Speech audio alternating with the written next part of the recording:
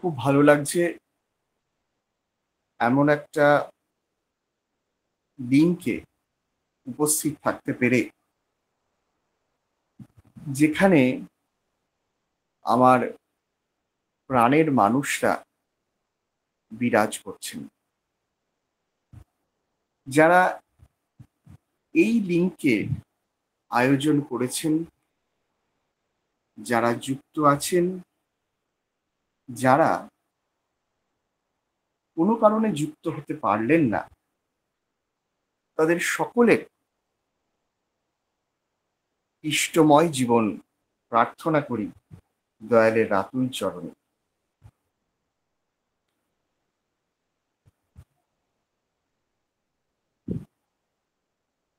প্রাণারাম, কি যেন লুকানো নামে, মিষ্টি এত তব নাম।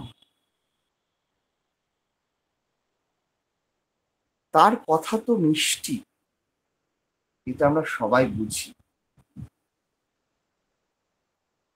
কিন্তু সেই মিষ্টত্ব তখনই উপলব্ধি করা যায় যখন সেই কথাকে বাস্তবে রূপায়িত করার চেষ্টাটা শুরু করা হয়। দয়াল তোমার কথাই বলে যারা, তোমায় মানে না, তোমায় পাওয়ার আনন্দ কি তাই তো জানে না। চিনির বোঝা বহন করে, বুঝবে সোয়াদ কেমন করে। ওরা একটু যদি মুখে দিত, স্বাদটি হতো জানা, তোমায় পাওয়ার আনন্দ কি তাই তো জানে না। তাই যিনি করেন, যিনি করেছেন, তিনি বোঝেন যে তিনি কি।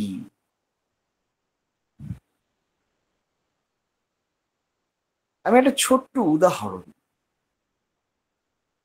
ঠাকুর কি বললেন? মানুষ আপন টাকা পর, যত পারিস মানুষ ধর।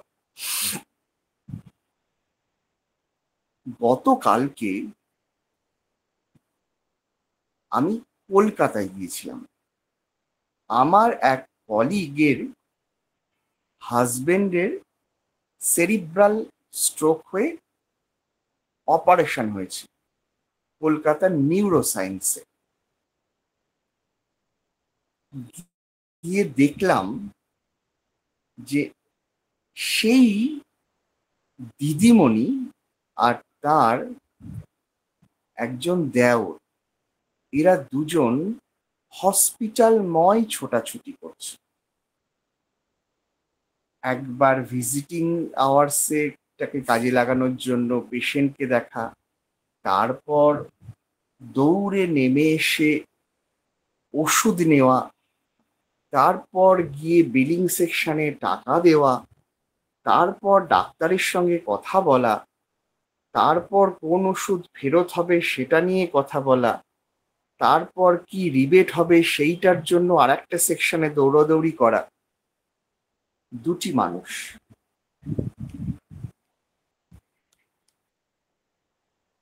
এইখানে আমরা গিয়ে কালকে পৌঁছালাম, তাই আরো 3টে মানুষ হলো। আমরা একসঙ্গে সামাল দিতে চেষ্টা করলাম। সেইখান থেকে নিউরোসায়েন্সের ওপিডি হেঁটে লাগে আধ ঘন্টা, সেখানে গিয়ে ডাক্তারকে ভিজিট করা আবার। তাহলে এতগুলো সেকশনকে সামলাচ্ছে দুটি মানুষ। তার বদলে যদি ওই অতগুলো মানুষ সেখানে থাকতো, 7 থেকে 8টা সেকশন সামলাতে হবে উইদিন 1 আওয়ার। আর পেশেন্ট চায় তার বাড়ির লোক তার কাছে একটু বেশিক্ষণ থাকুক। ব্যাগ ভর্তি টাকা, কিন্তু মানুষ নেই। প্রিয় মানুষটার পাশে আমি বসে থাকতে পারছি না, তার কারণ আমি মানুষ তৈরি করতে পারিনি। আমার পাশে মানুষ নেই। তাই প্রিয় মানুষটাকে ছেড়ে আমাকে দৌড়াতে হচ্ছে বিভিন্ন জায়গায় প্রিয় মানুষটাকে আরো নিবিড় করে কাছে পাওয়ার জন্য। বড় অসহায় দৃশ্য, বড় অসহায় দৃশ্য। মনে পড়লো ঠাকুরের কথা, মানুষ আপন টাকা পর, যত পারিস মানুষ ধর। একই কথা সিআর দাসকে ঠাকুর বলেছিলেন যে আর একটা দিন থাকতে পারছেন না, আর একটা দিন। তাহলে আপনার অবর্তমানে এই দেশের ভার কাকে দেবেন, যে আপনার অবর্তমানে আপনার কাজটা সামলাতে পারে না? ঠিক এই কারণেই কি, ঠিক এই কারণেই কি আচার্যদেব মন্দিরগুলোতে কমিটি করার কথা বলেননি? যে মানুষ তৈরি করতে হবে। আমার অবর্তমানে কে সামলাবে? কে লইবে মোর কার্য, কহে সন্ধ্যা রবি। তাহলে আমার কার্যভার, আমার দায়িত্ব ভার আমাকে নুব্জ না করে আমার দায়িত্বভার আর একজনকে দিয়ে নিজে ফুরফুরে থাকা। তৈরি হও, এসো, মানুষ হও। মানুষকে যে সইতে নারে, যে জন তারে বয় না, লাখ মুরলি ঝাঁকুক না সে, নেতা তারে করে না। ঠিক একই কথা ঠাকুর কি সুন্দর করে সত্যানুসরণে বলে গেছেন। তিনি কি বলছেন? জগতের সমস্ত ঐশ্বর্য, জানা, ভালোবাসা ও কর্ম যার ভিতর সহজ উৎসারিত, আর যার প্রতি আসক্তিতে মানুষের বিচ্ছিন্ন জীবন ও জগতের সমস্ত বিরোধের চরম সমাধান লাভ করে, তিনি মানুষের ভগবান। ভগবান মানে ভজমান, ভগবান মানে যার মধ্যে স্বরৈশ্বর্য আছে। আরে ঠাকুর বলছেন ঐশ্বর্য মানে কি? আধিপত্য। আমার ভেতরে যদি আধিপত্য না থাকে, আমি ভগবান কিসের? হতে হবে না ভগবান। এ নিয়ে বিতর্ক থাকতে পারে যে আমি ভগবান না তুমি ভগবান, না বিগ্রহ ভগবান, না রথ ভগবান, না রথের চাকা ভগবান, না মানুষ ভগবান। কিন্তু তাকে ধরে আমার ভেতরে যদি কোনো ঐশ্বর্যই না জন্মালো, কোনো আধিপত্যই না জন্মালো, একটা মানুষের ওপর যদি আমার কর্তৃত্বই না জন্মালো, একটা মানুষকে যদি আমি কন্ট্রোলই না করতে পারলাম, তাহলে মানুষরূপী ভগবানকে ধরার আমার সার্থকতা কোথায়? আমি যদি সেবা না দিতে পারি, আমি যদি সেবা দিয়ে তাকে আপন না করতে পারি। এই মুহূর্তে এই লিঙ্কটি আছে মানিক কাকু। তিনি আমাদের পরিবারের আপনার চেয়ে আপন, মানে সারা জীবনের মতো আমাদের পরিবারটাকে কিনে নিয়েছেন। কি করে? কি বললেন ঠাকুর? ঠাকুর বললেন তুমি যত লোকের সেবা করবে, তত লোকের যথা সর্বস্বের অধীশ্বর হবে। আমরা একবার নর্থ ইস্ট ইন্ডিয়া ট্যুর করেছিলাম দুটো পরিবার নিয়ে। কৃষ্ণনগর মন্দিরের যিনি অধ্যক্ষ আছেন এই মুহূর্তে, শ্রদ্ধেয় জ্যোতির্ময় চৌধুরী, তিনি প্রতিঋত্বিক, তখন প্রতিঋত্বিক হননি। তিনি ফোন করে দিয়েছিলেন জাস্ট মানিক কাকুকে, শিলংয়ে থাকেন মানিক কাকু, যে এরা এরা যাচ্ছে, এদের এই নাম, একটু দেখবেন। তিনি শিলচর, শিলং, ত্রিপুরা, উদয়পুর সমস্ত মন্দিরে ফোন করে করে আমরা গিয়ে গিয়ে দেখি যে সমস্ত কিছু রেডি আমাদের জন্য। তাকে তখনও দেখিনি, তাকে তখনও চিনি না। কে মানিক শর্মা আমরা জানি না। সমস্ত ট্যুর শেষ করে যখন শিলং মন্দিরে এসে পৌঁছালাম, তখনও দেখি সমস্ত কিছু রেডি। তারপর দুপুরের দিকে মানিক কাকু এলেন, তখন তার সঙ্গে পরিচয় হলো। এই দিন 15 যাবৎ যিনি অলক্ষ্যে থেকে সমস্ত কিছু নিয়ন্ত্রণ করছিলেন, আমরা কোথায় যাব, কার সঙ্গে কথা বলবো, এয়ারপোর্ট থেকে নেমে দেখি গাড়ি রেডি, ঘর রেডি, খাবার দাবার রেডি। প্রশান্ত দার সঙ্গে পরিচয় করে দিয়েছিলেন উদয়পুর মন্দিরের,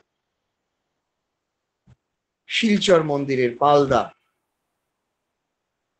উদয়পুর ফটিক রায় মন্দিরের সুশান্ত দা, তিনি এখন নেই। এই সমস্ত কিছু অলক্ষ্যে থেকে তিনি নিয়ন্ত্রণ করছিলেন। তারপর যখন তিনি আমাদের বাসে তুলতে এলেন, আমরা বাসে উঠে পড়েছি, দেখি মানিক কাকুর চোখে জল, তিনি কাঁদছেন। তার সঙ্গে কতক্ষণের পরিচয়? তার সঙ্গে অলক্ষ্যে 15 দিনের পরিচয়, আর সামনাসামনি 3 দিনের পরিচয়। তাহলে 3 দিনের পরিচয়ে একটা মানুষ কতটা আপনার চেয়ে আপন হয়ে যায়। তারপর থেকে এমন সম্পর্ক হলো, কৃষ্ণগড়ে যতবার উৎসব হয়েছে, আমাদের বাড়ির বড় বড় ঘর দুটো শিলং, শিলচর, ত্রিপুরার জন্য একদম বাঁধা থাকতো। মানিক কাকুকে বলাই ছিল, আপনি যতজনকে খুশি নিয়ে আসুন, আমাদের বাড়িতে থাকবেন। তো এই হচ্ছে সেবা। তুমি যত লোকের সেবা করবে, তত লোকের যথা সর্বস্বের অধীশ্বর হবে। শ্রী শ্রী বরদার কাছে এক দাদা গিয়ে, মন্দিরের একজন অধ্যক্ষ গিয়ে শ্রী শ্রী বরদার কাছে গিয়ে বলছেন যে, আমি সকলের ভালোর জন্য বলি, কেউ আমার কথা শোনে। শ্রী শ্রী বরদা তাকে বললেন যে, এমন একজনের নাম করতে পারেন, আপনি বহুদিন ধরে তো ইষ্টকর্ম করছেন, বহুদিন ধরে বহু মানুষের সঙ্গে পরিচয় আছে, আপনি এমন একজনের নাম করুন যিনি আপনার কথায় ওঠে আর বসে, আপনি যা বলবেন তাই করুন। পারমুটেশন কম্বিনেশন পদ্ধতিতে তিনি নামগুলো, বিভিন্ন নাম তার মনের মধ্যে আলোড়ন তুলতে লাগলো। এ না এ, এ না এ, এ না এ। পারমুটেশন কম্বিনেশন করতে করতে যখন দেখা গেল পেঁয়াজের খোসা ছাড়ানোর মতো করে খোসা ছাড়িয়েই যাচ্ছেন, and when you ultimately come to an end, you will have nothing in your hand. হাতে আর কিচ্ছু নেই। ফুঁপিয়ে কেঁদে উঠলেন তিনি। শ্রী শ্রী বরদা করুণা ঘন দৃষ্টিতে তার দিকে তাকিয়ে বললেন, কি হলো? সেই দাদাটি বললেন যে, আমি তো এমন করে কাউকে মানিনি, আমি তো এমন করে কাউকে মানিনি। তাহলে আমি যদি না মানি, আমায় কেন মানবে? অনুশ্রুতির 4র্থ খণ্ডে ঠাকুর একটি বাণীতে বলছেন, মেনে চল, মেনে চল, মেনে চল, শ্রদ্ধা দীপন অনুরাগে শ্রেয় জনায় মেনে চল। যে যতটা মানে, সে ততটা জানে। আধিপত্য তখনই আসে যখন অধিপতিকে মানা হয়। জীবনেশ্বরকে যদি আমি না মানি, আমি তো মান্যতা পাবো না। পাওয়ার হাউসের সঙ্গে যদি আমি যুক্ত না হই, আমার ভেতরে পাওয়ার আসবে না। আমি যদি প্লাগ পয়েন্টে প্লাগটা না ঢোকাই, আমার ব্যাটারিটা তো চার্জ হবে না। আর ব্যাটারি চার্জ না হলে আমি লিঙ্কে ঢুকবো কি করে? আমি মানুষের কথা শুনবো কি করে? গান শুনবো কি করে? তাই আগে টিউনিং দরকার। দামি রেডিওটা সঙ্গে নিয়ে ঘুরলেই পাটনা রেডিও সেন্টারের গান শোনা যায় না।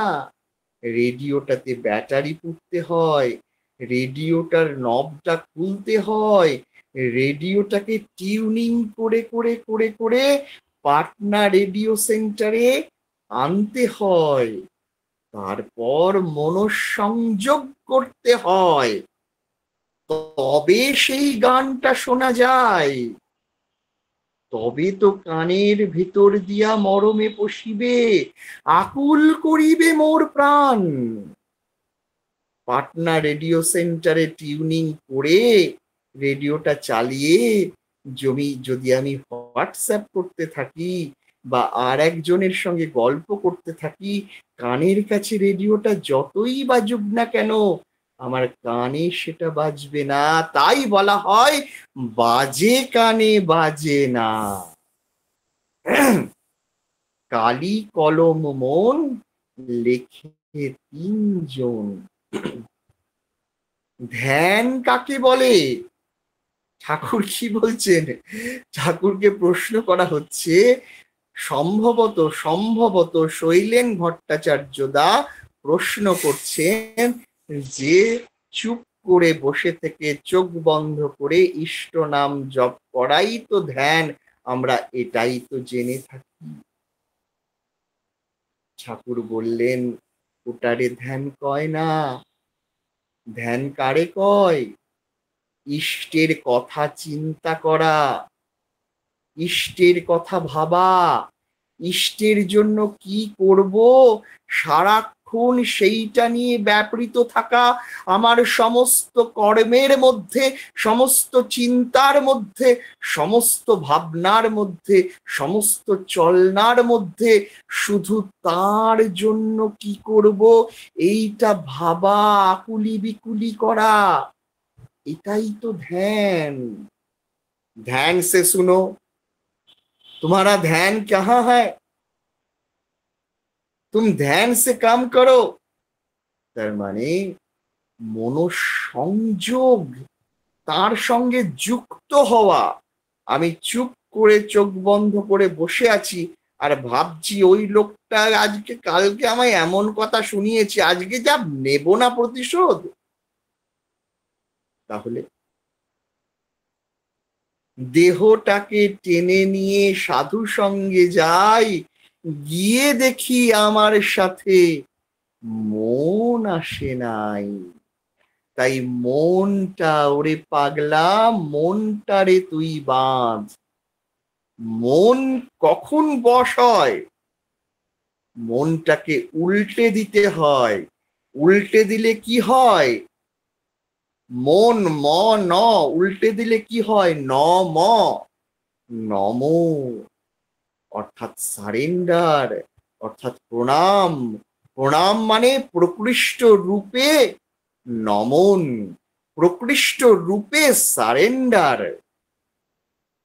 এই দীক্ষা গ্রহণ করিয়া আমি সর্বান্তকরণে শপথ করিতেছি যে মানুষের জীবন ও বৃদ্ধির পরম উদ্ধাতা শ্রী শ্রী ঠাকুর অনুকূল চন্দ্রকে প্রতিষ্ঠা করাই এইক্ষণ হইতে আমার জীবনের যোগ্য হউক।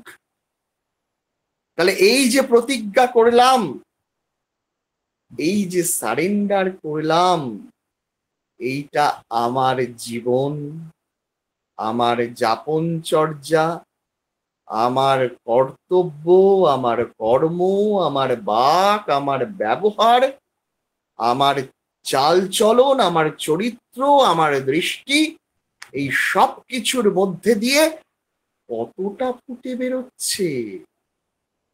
আমি সত্যি সত্যি কি ভেতর থেকে বলি যে আমি তোমায় ভালোবাসি, নাকি জালিয়াতি করার জন্য জালিয়াতির আশ্রয় নিয়ে আই লাভ ইউ বলে চালবাজি করি? দেবতার পায়ে ঠেকিয়ে মাথা, ফাঁকিতে চাস বাগাতে মাল, ঠাকুর কি তোর অতই বেকুব, ফাঁকি দেখেও নয় সামাল? তাহলে আমার কথা এবং আমার কাজ, এই দুটোর মধ্যে সামঞ্জস্য কোথায়? যতক্ষণ তোমার মন মুখ এক না হচ্ছে, ততক্ষণ তুমি কিছুতেই প্রকৃত হতে পারবে না। মন মুখ এক হলে ভেতরে গলদ জমতে পারে না, গলিত আবর্জনা ভাষায় ভেসে ওঠে, পাপ গিয়ে তার ভেতরে বাসা বাঁধতে পারে না। আমার ধর্মরাজ্যে ঢোকবার, আমার জ্ঞান রাজ্যে ঢোকবার অধিকারই নেই যতক্ষণ আমার মন মুখ এক না হচ্ছে। তাই প্রাণপণে প্রকৃত হতে চেষ্টা করতে হয়। ঠাকুর বলছেন, তুমি যেমনতর প্রকৃত হবে, প্রকৃতি তোমাকে তেমনতর উপাধি নিশ্চয়ই দেবেন। এ তো নিত্য প্রত্যক্ষ করছো, তবে আর চাইবে কি? প্রাণপণে প্রকৃত হতে চেষ্টা করো। এই প্রাণপণে প্রকৃত যখনই আমি হয়ে উঠব, তখন তখন পাওয়ার জন্য আমাকে আর আকুপাকু করিতে হইবে না। পাওয়া তো ঘটিবেই। কে যেন মনে অন্তরিক্ষে গাহিয়া উঠিবে, স্বস্তি স্বস্তি স্বস্তি। তাই দরকার, ওগো আমি তোমার সন্তান, আমার আর কোনো আবিলতা নেই।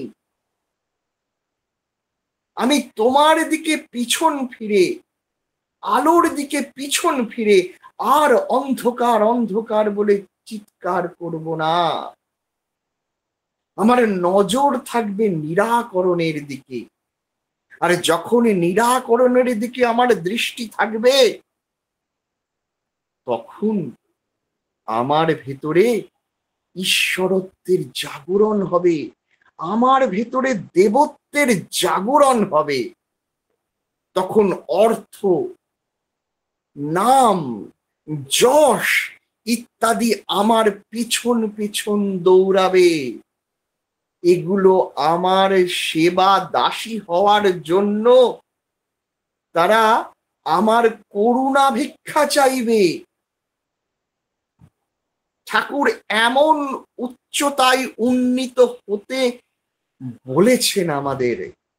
তার সারা জীবনের সাধনা ছিল এইটাই, তার সারা জীবনের চাহিদা ছিল এইটাই, যে আমরা ঠাকুরত্ব অর্জন করি, আমাদের দেখে মানুষ আশ্রয় পায়, আমরা মানুষের আশ্রয় দাতা হয়ে উঠি, আমাদের নামে লোক উদ্ধার হোক। তাই ঠাকুর বলতেন যে গুরুমুখী জগতের প্রকৃত উদ্ধারকর্তা। গুরু হতে চেও না, গুরু মুখ হতে চেষ্টা করো। আধিপত্য ওইভাবেই আসে, গুরুমুখীনতার মধ্যে দিয়ে, অধিপতির সেবা করার মধ্যে দিয়ে। এমনটা হয়ে উঠব কবে, যাতে লোকে দেখে বলবে তুমি এমন, তোমার প্রিয় পরম না জানি আরো কেমন। এটাই তো প্রকৃত যাজন। ঠাকুর বললেন না, যাজন চৈত্র হয়ে ওঠার কথা। এইটাই হচ্ছে যাজন চৈত্র। কারোর কাছে ছুটে যেতে প্রাণ চায়, মনে হয় কবে আবার দেখা হবে তার সঙ্গে। কেন? কারণ তার মধ্যে সেই স্ফুরণটা ঘটেছে, সেই ঐশ্বর্যের স্ফুরণটা ঘটেছে, সেই দ্যুতির জাগরণ ঘটেছে, যে দ্যুতির কাছে গেলে সেই আলোকে আলোকিত হয়ে, সেই উদ্ভাসিত হয়ে আমার জীবনটা যেন পবিত্র হয়। সেটাই তো প্রকৃত অজ্ঞান তিমিরান্ধস্য জ্ঞানাঞ্জন শলাকয়া চক্ষুরং মিলিতং যেন তস্মৈ শ্রী গুরবে নমঃ। অজ্ঞানের অন্ধকারে যেমন করে তিনি দীপ শিখা জ্বালান, সেই শিখার আশ্রয়ে, শিখা মানে কি? একটা শিখা মানে হচ্ছে আলোর সেই দীপ্তি। আর একটা শিখা মানে আমরা পেছনে যেটা রাখি টিকি, তার মানেও দীপ্তি। কি অদ্ভুত কথা! শিখার ধাতুগত অর্থ ঠাকুর দেখতে বললেন, যে শিখা মানে কি। জ্ঞানেন্দ্র মোহন দাসের ডিকশনারিতে দেখা গেল শিখা মানে দীপ্তি। তাহলে পেছনে যে টিকিটা রাখি সেটা হচ্ছে শিখা, আবার জ্ঞানের যে দীপ শলাকা শিখা জ্বালাচ্ছি সেটাও শিখা। দুটোরই একই মানে, দুটোর মানেই দীপ্তি। ঠাকুরকে ধরলে এই প্রকৃত দীপ্তির অধিকারী হওয়া যায়, প্রকৃত জ্ঞানের অধিকারী হওয়া যায়, যিনি জ্ঞানের পূর্ণ ভান্ডার। তার কাছে না গেলে নানহ পন্থা বিদ্যতে ভয় নাই, আর দ্বিতীয় কোনো পথ নাই, একটাই পথ, তুমি আছো আর আমি আছি। নাস্তি বুদ্ধির অযুক্তস্য ন চাযুক্তস্য ভাবনা, ন চ অভাবয়ত শান্তি, অশান্তস্য কুত সুখম। তাহলে যিনি যুক্ত ব্যক্তি তিনি জ্ঞানের অধিকারী হন, তারই বুদ্ধি লাভ হয়। নাস্তি বুদ্ধির, বুদ্ধি নেই তার, কার? অযুক্তস্য। যে ব্যক্তি অযুক্ত তার বুদ্ধি নাই। ন চাযুক্তস্য ভাবনা, যিনি অযুক্ত তিনি ভাবতেও পারেন না। যে কি ভাবতে কি ভাবেন, তার ভাবনাগুলো সব এলোমেলো হয়ে যায়। ন চ অভাবয়ত শান্তি, যিনি ভাবতে পারেন না ঠিক মতো, তার শান্তি নেই, তিনি শান্তি পান না। অশান্তস্য কুত সুখম, যার শান্তি নেই সে শান্ত তো হয় না। আর অশান্ত ব্যক্তির সুখ কোথায়? তাই আগে শান্ত হতে হয়। শান্ত হতে গেলে শান্তি পেতে হয়। আর শান্তি পাওয়া যায় কোথায়? সত্যানুসরণ গ্রন্থটির শেষ পাতাটি খুলে শেষ শব্দ তিনটি দেখবেন, শান্তি ওখানেই আছে। ওটা ছাড়া কোথাও শান্তি নেই। পরম পিতার কাছেই শান্তি আছে, পরম শান্তির আধার। মেনে চল, মেনে চল, মেনে চল। শ্রদ্ধা দীপন অনুরাগে শ্রেয় জনাই মেনে চল, শান্তি সেখানেই। যুক্ত ব্যক্তি শান্তির অধিকারী হতে পারেন। ব্যাটারি চার্জ না হলে শান্তি হয় না, গভীরতা না থাকলে শান্তি হয় না। যে নদী গভীর হয় ঢেউ তাতে নাহি রয় শান্ত। যত ঢেউয়ের গর্জন তীরের কাছে, গভীরতা কম, চিৎকার চেঁচামেচি বেশি। যতক্ষণ পাতে পড়েনি কিছু, পানি লাও, কচৌরি লাও। আর যখন পাতে পড়লো কচৌরি, যখন পাতে পড়লো বোঁদে, যখন পাতে পড়লো ঘুগনি, তখন কোনো আওয়াজ নেই। সপাসপ সপাসপ সপাসপ, শুধু নাম জপ নাম জপ নাম জপ, সপাসপ সপাসপ হয়ে গেল স্বাদ। তাহলে একমাত্র ভরে দিতে তিনিই পারেন। তুমি কেমন করে গান করো হে গুণী, আমি অবাক হয়ে আসুন। তিনি ছাড়া এই জগতে কেউ নেই আমাকে কোলে নেওয়ার, আমাকে আদর করার। ওরে বুক ভরা যার ব্যথা আছে, আয় রে ছুটে আয়, প্রেম ভিখারি ব্যথা হারি এসেছেন ধরায়। যার ভেতরে বহুদিনের সঞ্চিত দুঃখ, বহুদিনের সঞ্চিত অন্ধকার যার মধ্যে আছে, ছুটে আসুন। একমাত্র তিনিই পারেন আমাদের সব দুঃখ, সব কালিমা মুছিয়ে আমাদের ভেতরে শান্তির বাড়ি বর্ষ। সকলে ভালো থাকুন, সকলের ইষ্টচ্ছল জীবন প্রার্থনা করি। জয় গুরু, বন্দে পুরুষোত্তমম। মানিক কাকু আমার প্রণাম দেবেন কাকু। জয় গুরু, সকলে ভালো থাকুন। জয় জয় গুরু বাবা, জয় গুরু।